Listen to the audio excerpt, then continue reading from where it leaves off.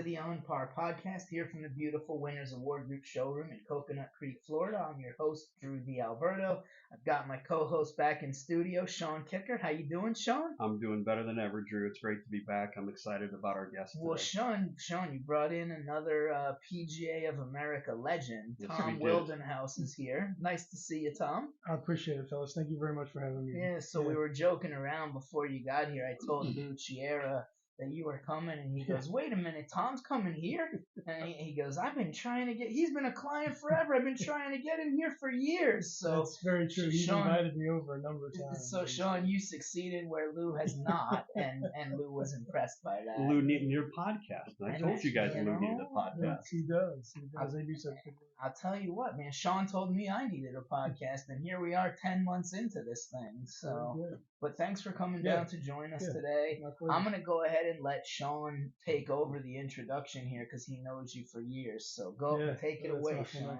Well, we've known each other for years, but we haven't really established that relationship yet. And I think mostly because I'm such a Southern chapter guy, and you're a Southwest chapter guy, and a section guy, and I'm still working my way into that as having been a past secretary and now the vice president of the South Florida PGA Southern chapter, which is just Dade, Broward, and Monroe. We tend to stay on our islands, you know what I mean? And so one of the things that I want to do in my tenure is just kind of bring some of those groups more together. And I know you are really good at that. You know everybody in every chapter. Yeah, thanks. Yeah, I certainly think, Southern Chapter needs that representation, and it's good to try to pull things together and make sure that the chapters are all involved equally. And we'll be headed down that way with the foundation to a home in Key West late next year. I want to say we've been pushed back to October of next year, but so we'll be. Yeah, I can't wait to go to that. The last few have been a bit of a drive and a bit of a hike for me to get there. I don't know how much house building we're going to get done being in Key West, but the views will be nice. The weather will be good. So one of the things that you are responsible for, amongst many, many other things, you've been a past president of the section South Florida PGA. In fact, I'm holding a little coin marker of your campaign where you actually ran for national secretary, and that's quite a commitment. I mean, what is that? It's a 10-year commitment. Yeah, it'll turn out to be that, but I think more than anything, it's kind of a lifetime because once you reach honorary president or immediate past president, whatever they call it up there, you're invited to a lot of different stuff, and you're expected to participate and offer your thoughts and your skills on all the different topics. The officers go to the past president quite a bit, so while it's a solid 6-year commitment, 8-year commitment as an officer. It goes on. You guys make the PGA of America sound like the mafia, where like the only way to get out is if they bury you. Is that about right? It's close to that. It's close to that. Okay. So familiar. Hey, listen, you said mafia, I didn't. But there is. Look, my last name's D. Alberto. There is no mafia. There is no mafia. We will deny it and deny it and deny it. So. But the campaign, and we spoke before we started recording. I've always tried to learn from my mistakes and my every time I stub my toe, I want to learn something. You can't miss those opportunities to learn, right? And that was one of them. So I run a campaign for 10 months for national secretary for PGA of America, and did not come out victorious. But the things that I learned about myself, I gained a little bit of confidence in what I know, who I know, how to represent myself, my club, my family in the PGA of America. I also made some really good friendships out of this experience, and I wouldn't change it for the world. Well, I might change one thing. I might have won it, but I don't know. Yeah, right. I don't know is right. Sometimes you're better off not which sport. Right, but John Lindert, who is our current president for the PGA of America right now, and I have become very good friends, and I wish he and the rest of the officers and the board all the success they can have, because they got their hands full with the state of golf today. Right. It's really tumultuous, as we all know, and hopefully we find a good outcome where we get back to whatever the new normal is going to be. We get to that place and we can all thrive and continue to grow this great game. Yeah, absolutely. Tell us a little bit about how you got involved with the foundation from the beginning and what the foundation, the South Florida PGA Foundation, does for the community. Yeah, I appreciate the opportunity to talk about it because it's fantastic. We got great stories, we have great programs, and we really are helping our communities through the game of golf. And I had just finished as an immediate past president for South Florida PGA in 2007. I was doing some little stuff, but nothing too great. And our foundation at that time was just sort of there to exist. We helped programs that helped kids get into golf and things like that. And we had the scholarships. We were giving out a $1,000 scholarships to 7 or 8, young people every year, but it really wasn't doing all that much. And then President Steve Cox in 2010 or 9, maybe it was 9, said, "Hey, we either have to make this into something or we have to let it go because it's just sort of existing." And he tapped myself, Kevin Murphy, from up there at MacArthur, Yep. and Michael O'Brien from Fort Lauderdale. Oh my goodness. Yeah, right. Who recently retired. Yeah. Yeah, he's back working a little now. Is he? Yeah. But he couldn't stay out. But he tapped us as a task force and said, you tell us what this needs to be. Y'all have been involved in the foundation in the section long enough. You tell us what it needs to be.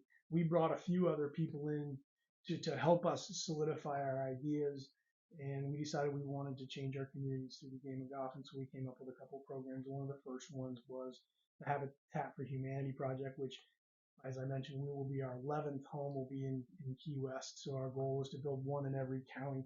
11 homes. That's 11 homes. Yeah, that's incredible. Interestingly enough, we don't just send them a check for $50,000. We actually have build days, so we get the PGA professionals to come out and build. And I can't tell you that I'm happy that I won this award because it's called the Crooked Nail Award.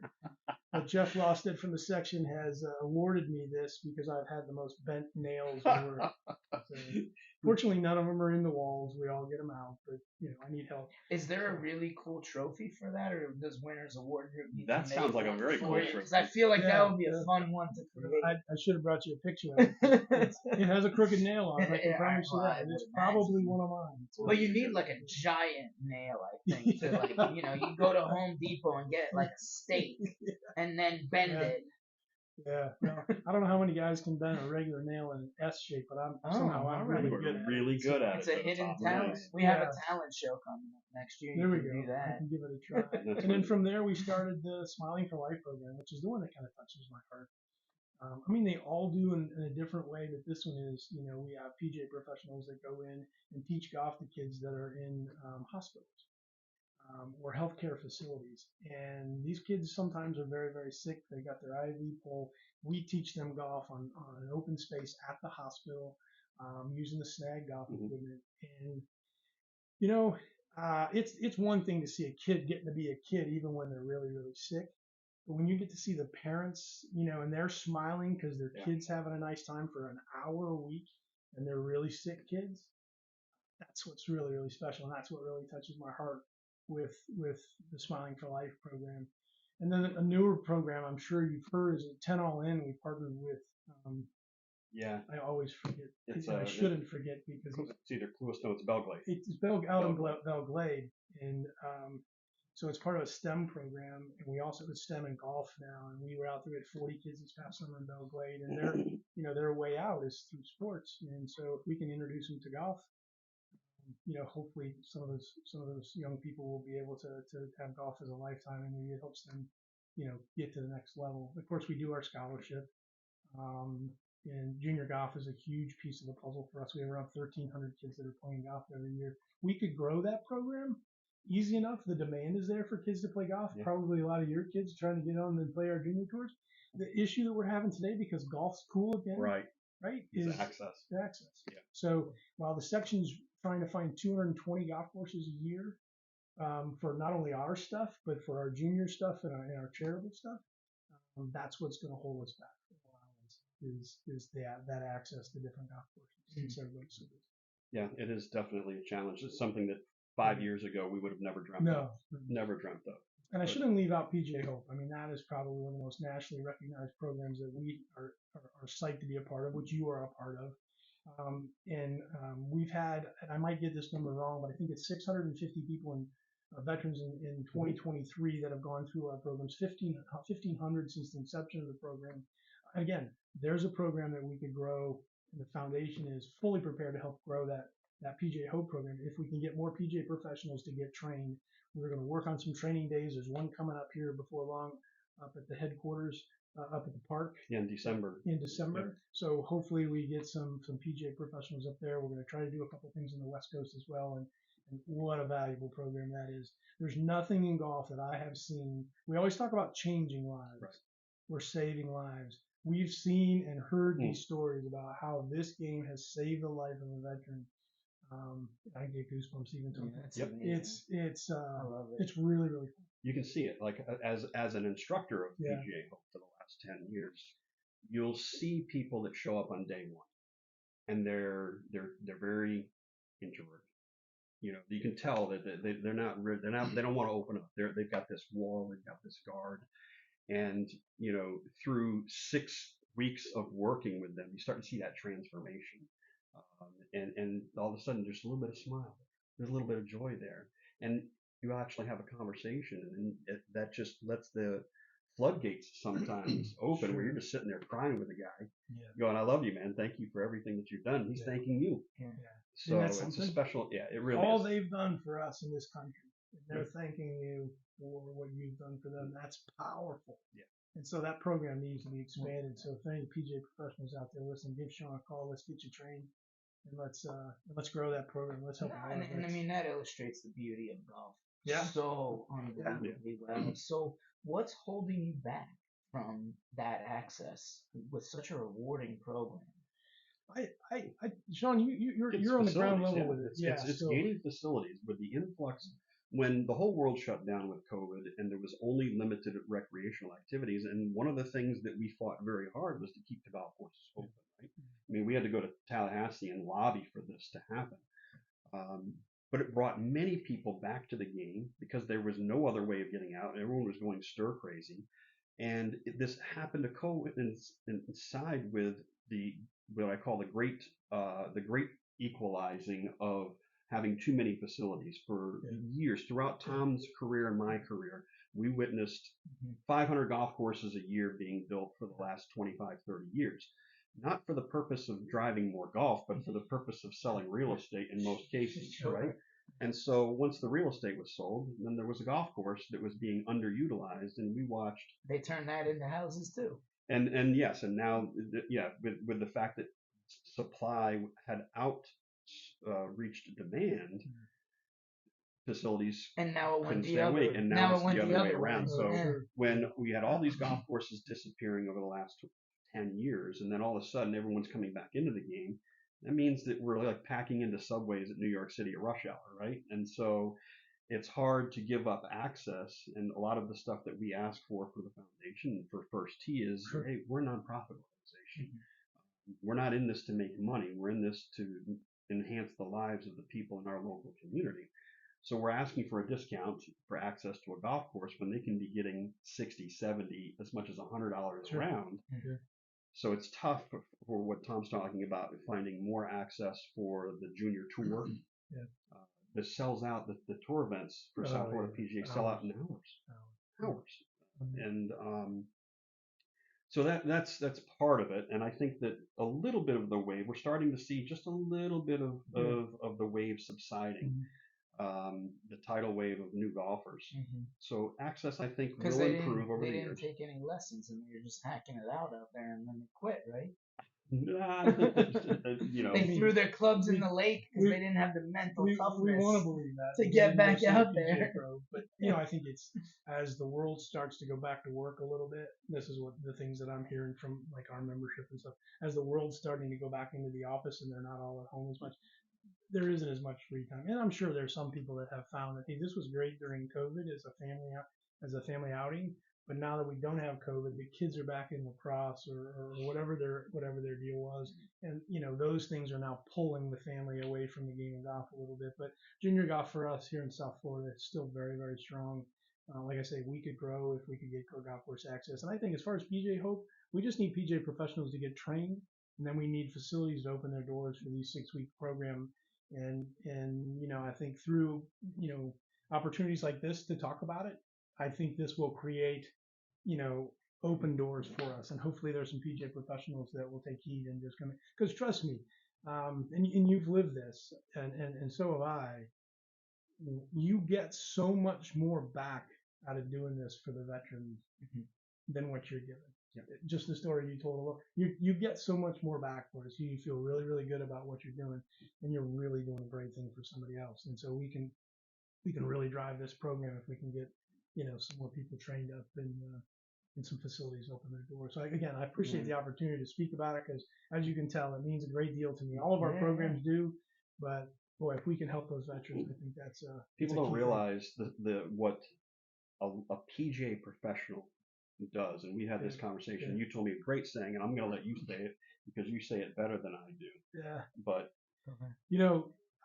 again, full disclosure, I don't know who said this, and I wish I did, because I would give them credit. Pay royalties to the right person. That's right. This is not original, but we're not the PGA of America professional. We're not the professionals that play for millions of dollars. We're the ones that get millions of people to play, right? And we need that separation between us and the tour, especially right now with the where golf is today, and the PGA Tour and Live and PIF and all that stuff. We get pulled into the middle of that, and PGA is doing this, and PGA of America is not doing this. We are the ones that grow the game, support the game, run the game. They're the ones that play the game. You have nothing to do with the politics of the PGA Tour. Of the tour. No. And so, any more separation that we can bring to that would be helpful to all of us PGA of America professionals that are doing our thing every day, trying to support this game, grow this game, and make it one of the more popular sports in the country. And that, and doing all these special things like John Moscoso was talking about the Special Olympics. Sean is the director for First Tee. You're talking about PGA Hope and saving veterans' lives.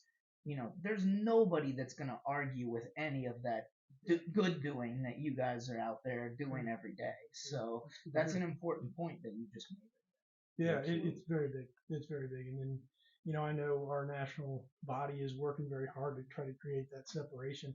I'm not, I don't have as good a command of the English language as maybe some of those folks up there do, so I'm just saying we need the separation. Well, let's get into a couple of fun things, Tom. I mean, like, we know golfers are great storytellers, so do your best job of not embellishing too much, but do you have like a great golf story, or a hole-in-one, or a albatross, or a great round, or just something special that you experienced? I've spent the better part of my career in golf, which started in about 1988 or 89, somewhere along there. Got my PGA membership in 1990.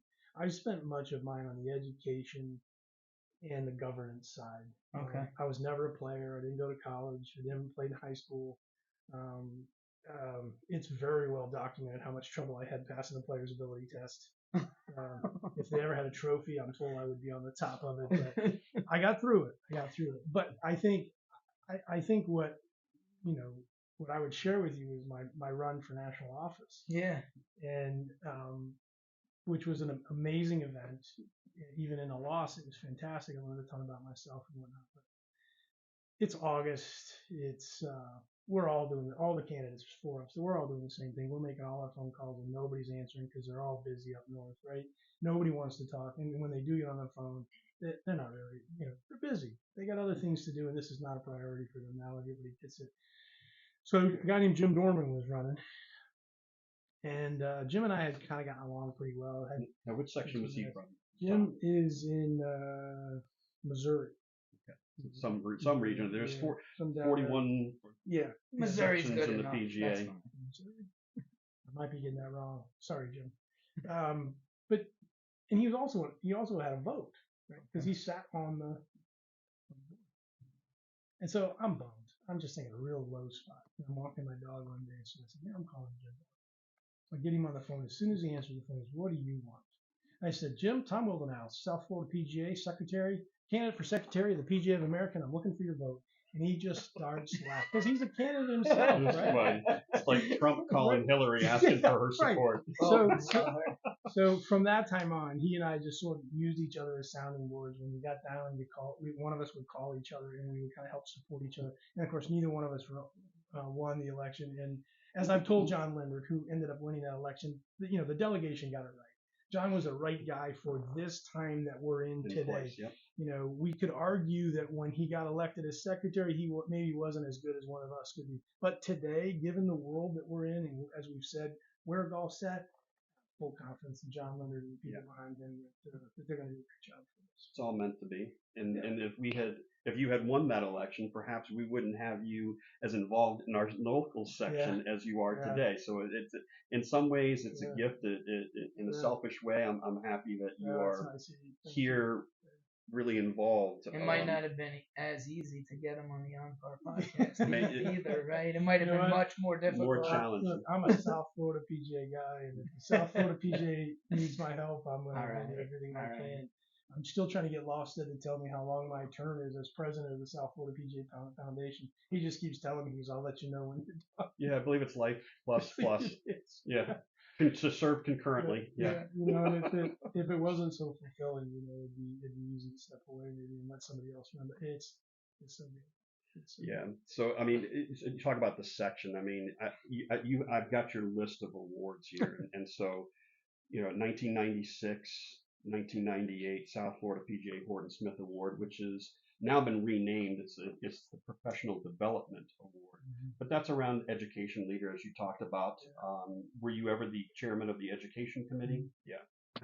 So typical for me, I wasn't a very good student, so this is really weird that I would end up in education. So right? I'm a terrible student in school, barely got through college on my scholarship, and now I'm the chairman of the Southern Chapter Education, throwing together. Trying to educate PGA professionals, right? And I'm the same, terrible student. But I just found that in Southwest chapter, we just didn't care for what was going on. I didn't like the education they were doing, and so I started to complain a little bit. And next thing you know, I'm the education chair for the Southwest chapter. Well, then I got to see what was going on at the section level because you sort of get the window peeks open a little bit when you get involved, as you know. Yes. And so you start to see what happens at section. I said, well, this is. I mean, we're the second largest section in the country. We ought to have better speakers coming to teach us how to do stuff. So, I'm the education chair. Right. The fastest way to become the chair of a committee is to open your mouth at a meeting. Yeah. After that, I learned. Just volunteer right up front, and you don't have to worry about being pulled in. But well, you did. Now we have one of the strongest. You made a complaint, right? That was your way of getting volunteers. I just didn't know it. And then in 2007 and 2016, the PGA Golf Professional of the Year award. And I mean, that's the highest honor that anyone can receive. And I've received it at the Southern chapter level in 2020, but you've received it on the at the section level, which is over 2,000 members, I believe. Right? Yeah. That's quite an honor. Yeah. It is. It's overwhelming. I mean, this section means the world to me. They gave me an opportunity to lead and to learn, stub my toe and learn some more, and to have my peers tell me that I'm worthy of this, not once but twice, and to know that there's only one other person in the section that's won it twice who's an amazing professional. It's really something. Yes, it really is. It is. He's getting emotional about it. That's cool. When you start putting it into perspective, because I know when I was told that I won the chapter award, I cried like a baby. Because we care so much about what we do, and that logo that we wear is so important to us. And then, you've actually won the national PGA now you really get me award. Yeah, I mean that is a huge deal. There are 27,000 men and women that are part of the PGA of America. This man to my side here was won the National Golf Professional of the Year award. It's quite an accomplishment. Congratulations, that's amazing. Yeah, thank you. It is. I just happen to be the one that gets to stand on stage and talk to people about our foundation, and I've got a fantastic club, Old Florida, that supports me in doing all the things that I've done, and they've been so good to me, especially our club president Tom Cook has been so good to me. I just happen to be the one that gets to be on stage and talk and get the trophies on it. It's not. There are so many people that have pushed me up to where I am and helped me get to where I am. My wife is right there at the top. I mean, she always says yes when I say, hey, I'm thinking about doing this with PGA. She's like, yeah, I think you'd be good. Right. right? Right. And then bouncing ideas off of her and Jeff Lofstad and Kevin Maroney in the old days. Kevin Maroney was our executive director. He was so good to me in coaching and teaching, and I didn't even know he was doing it until he left us. And then I'm like, wow, what an amazing guy. So it is an honor, and now that I've been on the National Awards Committee for 2 years, and I get to read all the applications for Golf Professional of the Year and the other awards. I don't know how they got to me. I really don't. He's so humble. He's so humble. Guy, yeah. Gives credit to everyone else, and I think that brings up a great point. Well, that's why you're the leader you are. He certainly, I knew for certain you had to have a special wife, because anyone that does as much as you've done and accomplished as much as you have, and stays married as long as you have in an industry where we don't have a great track record of this, she's got to be a special lady. I really look forward to meeting her at some point in time. And then for you to be at the same club for 30 years now, that was something that when both of us came into the industry, you heard about that. It's usually the private clubs, but it is not the norm by any stretch of the imagination. And so you must have a very special membership. And to stay at some place for 30 years, I thought about this, and the word that I came up with is love. You must love that place, and they must love you. To be there for 30 years and see how it's like having a child or a family. It's a family member, your family. Yeah, and to be there from the day they opened the doors. So we opened, our founding members, which we had 21 when we opened. They opened that place. That was their dream. It was their playground. They brought along a bunch of their friends to make it all work financially, and to see the place come to fruition from day one. Early on when we opened the doors was fantastic. And to see what it's become today, and then to be tapped, 5 years in, to be tapped to lead the facility, be the face of the facility, and is just really cool. We're celebrating our 30th anniversary. Our official anniversary was October 4th. We got a big party planned for January 6th when all of our members will be back. We just finished publishing a 30th anniversary book, which was a really cool trip down memory lane, and I think the members are going to love it. We just had them delivered early last week. They look fantastic. And, I can't say enough about our board. So we're super fortunate in that our founding members were allowed to be on the board for as long as they were willing and able. We currently have 4 that are still on there. So the founding members are the people that essentially hired me, know me, love me, trust me. And then we have 5 other board members from the general membership that sit on there too. So I have a great relationship with that founding core and now the additional members that have been brought on. And, I don't do any of the extra stuff that I've done without their support. I don't do any of it. Absolutely. And they all know how much it means to me. And I think my involvement in this would be something that I would share with any young person that's saying, hey, maybe I should do some of this. What it did for me to be involved and be in rooms like you're sitting in, and you're sitting at the chapter and having that collaboration and the diversity of thought in those rooms, it was an accelerator to my growth as a professional. Not just a PGA professional, but as a professional where I can sit in the boardroom with generals and captains of industries and be able to hold my own talking about an industry, not only that I know the best, but that I love, and do a good job with those people, because the demands that they bring are different than the demands I think that the day-to-day golf brings. Sitting in those boardrooms, I got better because of my involvement with the section and people like Kevin Maroney and Jeff Lofstad and Meredith Shore and all the different officers that serve here. Yeah, I mean, the leadership, we've been very fortunate, haven't we, in South Florida section, because I've been involved with Georgia section, Northeastern New York, New England. I actually, when I was in New England, Eddie Carboni was the executive director up there. So I've known Eddie for a long, long time. And, the leadership between Meredith and Jeff, and before that, Kevin, we're very blessed. I mean, we have a top notch. They say if you want to get better, hang out with people better than you, right? In golf, in business, in networking, and everything, charity events. I mean, anything. You want to get better, hang out with people better than you. So you guys did it. You know, whether you knew you were doing it when you started at the time or not is not relevant anymore. Yeah, that's very true. So one of the other awards that you've won is the Bill Strasbaugh Award, which is all about mentorship and leadership within the PGA. You've been at Florida Club for 30 years. how many people that have worked for you have moved on and up in this industry into head golf professional, director of golf? I mean, have you lost count? I think I've had more get out of the business than have stayed in. And that reminds me of a story when I was working with Cindy Darling at First Tee over in Naples. Yeah. We had this deal, and so in order to play in the junior tour, you had to shoot a certain score. Right? Yeah. And if it was over that, then if you did it twice, they kind of said you can't play anymore. I said, yes, Cindy, let's keep them in. I said, what if I gave this person a lesson the rest of the summer? They come out on Fridays, they warm up with their buddies, and then they just stick around after the shotgun goes off, and I'll work on with this young man. Unfortunately, 2 scores in a row. He comes out the 3rd week. I'm giving him a lesson on short game and stuff because he was really lacking in some skills in that place. And he started to get a smile on his face. He seemed like something. Well, the next week I said, Cindy, where's someone? She says, I don't know how to tell you this, but he decided he was going to go to bug camp instead of play golf. Bug camp.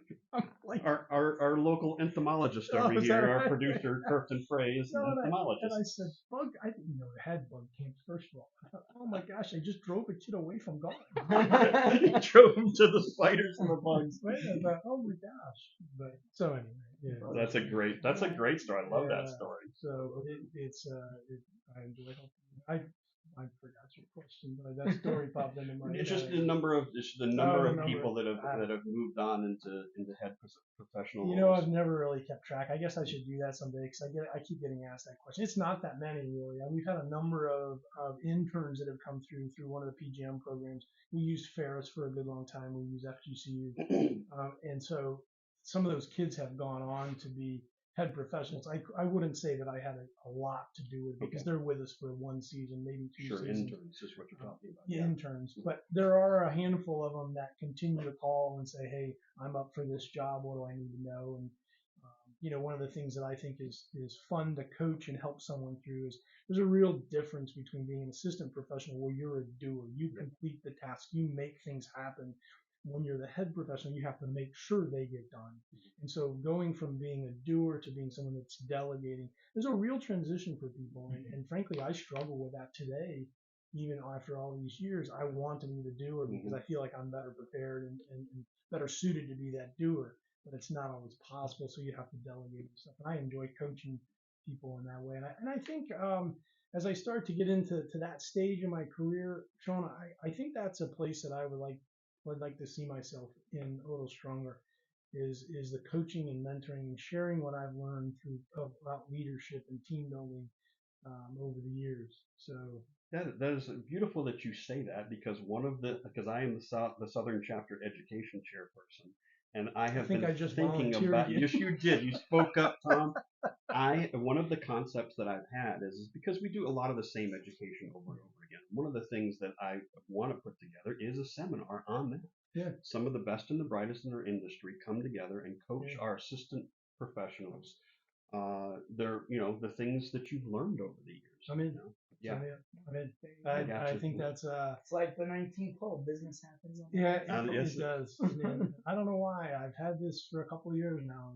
Hey Tom, you need to be giving back. You got a whole lot of people that poured into you and gave you everything they had, and you're just sitting back holding on to this.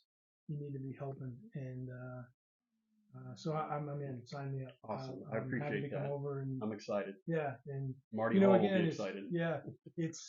It's just my way. It's not the way, right? And not everybody maybe is going to be able to do it my way because you're going to learn by mistakes a little bit. But hopefully I can condense 30 years worth of leadership, whether it's a nonprofit like the section or whether it's Old Florida Golf Club, condense it down into, a smaller chunk and help somebody else accelerate it. Maybe they move a little bit faster than they would if they hadn't heard my stories.